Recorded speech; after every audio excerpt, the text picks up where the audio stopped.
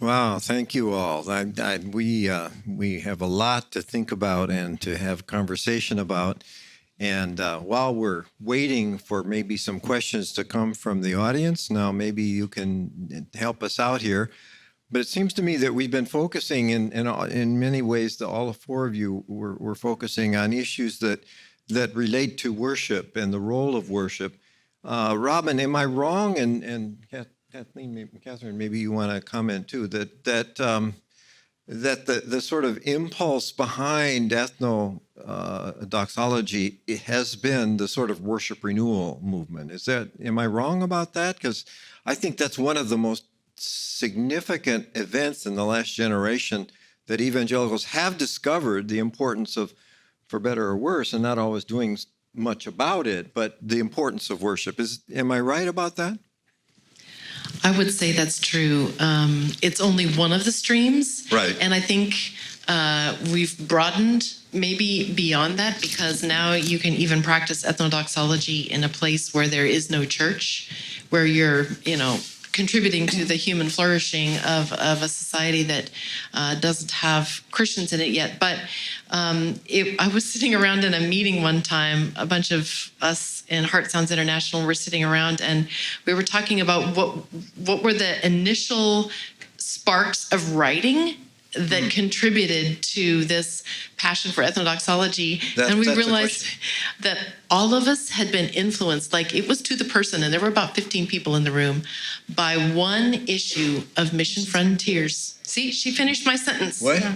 Missions Frontiers, yeah. You can. It was the 1996 edition of Mission Frontiers, where they took John Piper's writings on worship and mission, and Roberta's amazing articles, Tom Avery, tell me, Frank Fortunato might have been in there.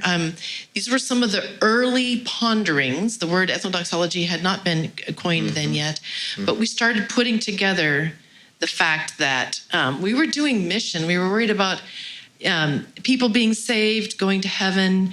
It was the kind of the typical missions, but we realized that they were like John Piper said, the fuel and goal of missions is worship. And I realized personally that I was not a worshiper in the way that I really should be. Right. And that I was not focusing on helping the Sakha people to truly worship from the heart either. So that, for me, it was that issue. And also, ethnodoxology was happening way before it got named, right? And so you have people like Vida Chenoweth and even Byron Spradlin, like some of the really early things coming out of the Jesus People movement, really, and the contextualization that was happening in the 1960s and 70s. Vatican II, and the music that grew out of that, yeah. Right. Yeah. All of this, and just missionaries that were sensitive to the role of music in reaching people, were already doing this work, and just without a name for it. And but yeah, so in a way, worship renewal came a little bit after. Or maybe even as a result, I don't know. I think a better way of putting it, we evangelicals discovered it a little bit after, because actually worship renewal began in the early 20th century in the Catholic Church. Right. So you have Vatican II. You can go back even further, back to Patrick and his work with the Celts. So, I mean, it's been around for a long time, but one of the things I'm discovering now is that when people hear about the word ethnodoxology, they're energized by that. They're like, there's a word for what I love to do. And that's energizing. So I think it is helpful to have a word that kind of forms a conversation. And what it's doing too, it pushes theological depth to the conversation on the arts, because it gives it a grounding in the communal worship and all the biblical material that you were talking about. Well, I can remember, actually, I wrote a little chapter for a book in 1970 called What Do You Say to a Naked Spotlight? And it was really one of the early things in the CCM, the Contemporary Christian Music. I was writing the spiritual chapter, and I wrote it, the title was Christian musician caps or Christian musician. So dealing with this issue of discipleship and that being key. And then later on, I remember arguing with Dr. Brian Schrock, UCLA Ethnomusicology, back in the early 2000s, that, this term ethnomusicology was a limited 100-year-old category that was a Western category, because we never see music happen by itself in cultural reality. We need another word, and it was a few, I think, earlier that Dave Hall actually stumbled into this deal. We all know that we're a worshiping community. I had already been a church planter, and what was I trying to do in terms of creating a Christian community that was indigenous to its environment and such? And so worship is key there, and that's why I was asking the question. So what role are these people who have an unusual capacity of imaginative expression? What's their role? And that's where it began to see, as I looked in Scripture, this creating environments wherein we touch that transcendence, and then that transcendence of Christ formed in us, now manifested to the community in all kinds of ways, which I think is one of the things you're dealing with in some really wonderful ways. Some of us, maybe a little more elderly. You're not elderly at all. But I like to say I am an exhibit in a positive sense, in that whereas I've had to catch up with the theory in a lot of issues, but I'm coming from the background where I grew up in a traditional African, an AIC, and then converted in a Pentecostal church with all the fervency you have there and all the evangelism and everything, going into forests and mountains to pray and everything, and movements. And then I moved through the student movement and discipled through that in my university years. And then I worked for 10 years in a very vibrant urban megachurch congregation. And I am looking at this reality in a very huge way. And if you listen to me, I tend to raise big questions because I'm trying to find the theory for what I experience in the grassroots. And what I'm saying here, even the question of art is part of a package. And we need to explore the larger package. If Christianity is to pass on to the next generation, I'm never worried anymore about us. There's no danger I'll lose my faith just because I explore different sorts of faith contexts. But what about the next generation? And we have to discern what the package looks like that we are passing on to them. And it's my argument that the main task of evangelization, as far as this generation is concerned, has been done, but what needs is the formation process. And it's a missions conversations as much as it's an ecclesiological conversation, and we need to explore this bigger reality and this bigger package. So I said I have more questions than I have answers, but I am looking. Well, we have some questions here. There's a couple people that are concerned about our omission of the visual arts in this. Do you think that there is a role for this in ethnomusicology? What do you do at Dallas International in these things? Well, we have an all arts approach, and I almost was ready to preach another 8 minutes about that, and I cut that part harshly from what I was going to, so that I could fit it all into 8 minutes.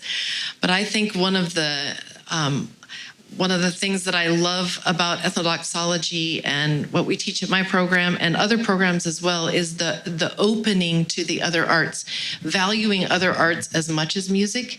And not only that, but starting with not Western European, Euro-American categories of music, visual That's arts, right. dance, Yeah. oral verbal arts, but you start with the genre, you start with the event, the artistic event, and you look at it and analyze it for what it is. What does it have in it? It has aspects of oral verbal arts, maybe some movement, some visual arts, textile arts. Sure. I mean, you take that performance event for what it is and start there. So you may not hear us talking about visual arts, but I think that's at the core of the idea of ethnodoxology, is that all arts are valuable, and and especially in the church, it's really important not to marginalize visual artists and other kinds of artists. So, of course, in our tradition, our Protestant tradition, we've had a visual annex already, that we don't really focus on that. But I've been impressed at the events that we've had video of during this conference. Exactly as you say, they are events that are dance, visual, sonic. They cover everything. Yes, and also historically speaking, the reason it's like that, I think, is because theoretically, ethnodoxology has pulled a lot from ethnomusicology, and Christians have pulled from ethnomusicology because when you think about what Christian worship looks like, it was music. Preaching and music. It's music, yeah. And so we're kind of like, we were pulling theory to meet our model of worship as it existed and our need. And then what's come out of that and what the Lord is doing is expanding that. And and I think that what we're going to see in the next generation is just an explosion of arts in the church, all of the arts in the church. I hope that we come to see that. Well, and along those lines, I'm seeing that there is a real sense, at least and a number of us here, last night we were talking about the need for spiritual formation of the individual and the community, going deeper in our walk with Jesus. I know I've created classes on personal worshiping, developing a companioning daily worship walk with God, which then will lead us into all kinds of vocational applications, not just what we call the parochial dimensions, but social justice and politics and economics, having the Spirit of Christ in us, moving out. But that relates to this whole issue of developing indigenous human community. When I go to some of these places and they're, thinking the arts guy is here, I keep trying to bring them back to this bigger vision of what we all want is an indigenous expression of the Christian community with its rituals and pageants and life passage events. So, I mentioned I've been involved with the Jews for Jesus movement since before the beginning of Jews for Jesus. And what we were really doing is developing Jewish people's culture who are believers in Jesus, what their bris ceremony looked like, what their wedding ceremony looked like, what does a funeral look like, and what are the dynamics of human interaction around that. Yeah, there's a question here that maybe you could help us with. This person worries, is ethnodoxology capable of an incarnational definition? Because this person wonders whether it seems to be limited by an attractional church worship context. I'm sure you would want to push back against that, so... Yeah, because you might be seen as having a vested interest in it, but I don't think so. We come back to this issue of what does Christian community look like, and that's what part of our complaint. All of us in this room are complaining that there's been a colonialism of the Christian faith. Why we haven't reached India or Japan or the Buddhist belt in Southeast Asia or wherever. It's because it's not been indigenous. So we want this indigenous Christian community formation. So that means Christ in us, and then Christ manifested to the community. Yeah, so it's seed. And so if you talk about the message being the seed, the logos being the seed planted in the soil, which is us in our communities, that's incarnational. And so what comes out of that, what bears fruit out of that is going to be natural, organic, and fitting the community because it is planted in its most pure format. And so the way that Dr. King talks about communication and all of those ideas of communicator and receptor and all of those things are so important. But at the same time, and on the other hand, what's wrong with this attractive thing and this attractionist? And maybe I misunderstood. It should be attractive. It should be emotionally enjoyable. And oh man, if we're not experiencing the joy and the emotion of this, then we're missing something, I think. Yes, and that's a very important thing to note. In all art forms, I think face three challenges. One is the beauty, the art form as an art, the beauty of the art itself. But every art form has to sustain itself. The economic question, whether it's music that Dr. Jean Kidula was talking about earlier today, and how when Kigame started out, one of the challenges that he had in the 1990s, that generation could not make any money out of the music they were making, because the rest of the social environment was not enabling for that, because there was none of the advertising industry that currently enables musicians to make some money. But secondly, the Christian scene pushed back against any kind of experimentation. The Christian subculture that was heavily Pentecostal and heavily old-time mainline pushed back. But now, as the local people have continued to find their own agency in the music and to develop the talent, and then to separate the chaff from the wheat from the chaff in terms of what's good, clean advertising, what is good engagement with secular media, TV, and that kind of thing. These genres have been able to make their own money and support themselves. And now Kigame runs the Kigame Media, not empire, but Kigame Media, that is able to be self-sustaining. And so every art form has to be able to navigate all those three issues of beauty and the function, as well as the message and the economic question there. So there's nothing wrong with attraction, but can the agency develop along those three lines? So as these things develop outside the church, then the hip-hop outside the church, and this is incorporated in your notion of ethnodoxology, absolutely, right? Yeah. I think the idea of incarnation is at the very core of ethnodoxology. When we teach ethnodoxology methods, we take out Philippians 2 and point out that Christ came to be with us. Mm-hmm. He came to, and he learned from us. Mm-hmm. And only then, after 30 years, did he work toward his kingdom goals. So ethnodoxology method is to go and be with people, mm-hmm. to develop relationship.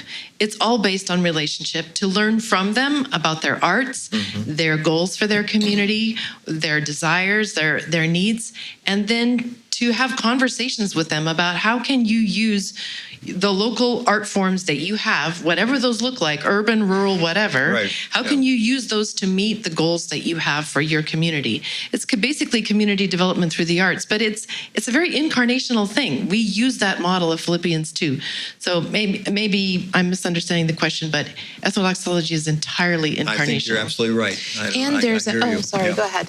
Well, let us not forget that when God directed Moses to design the tabernacle system and the sacrificial system, he pulled forms from the Semitic communities around the 12 tribes of Israel. Nothing was unusual.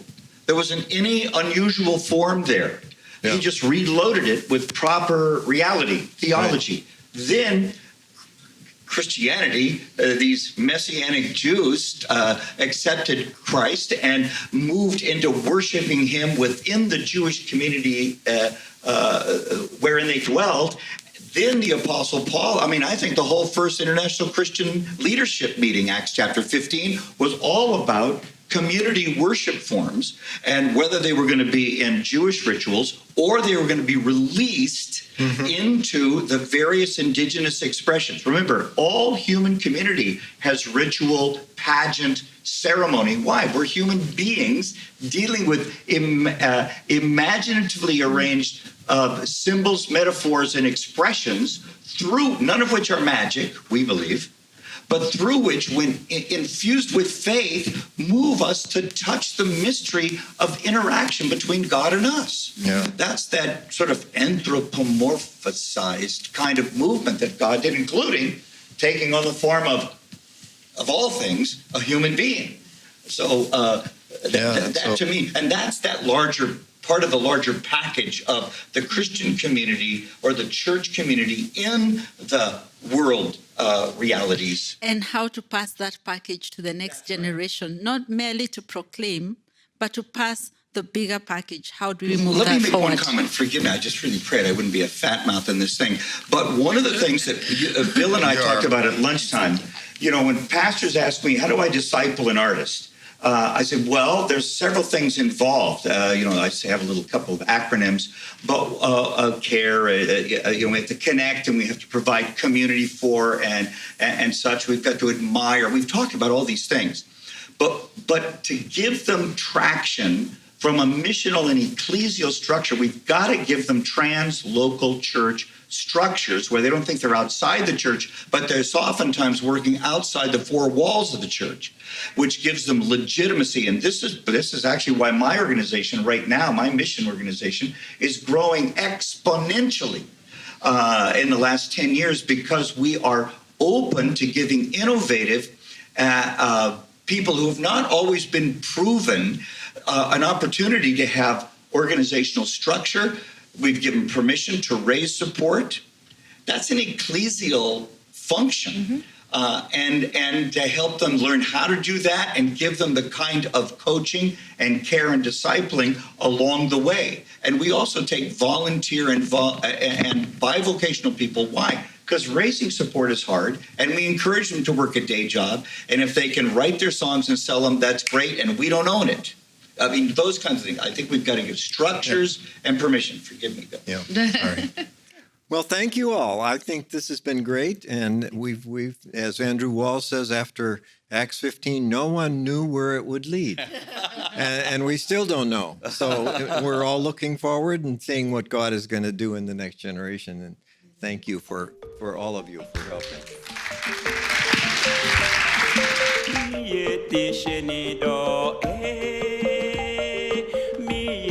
Sheni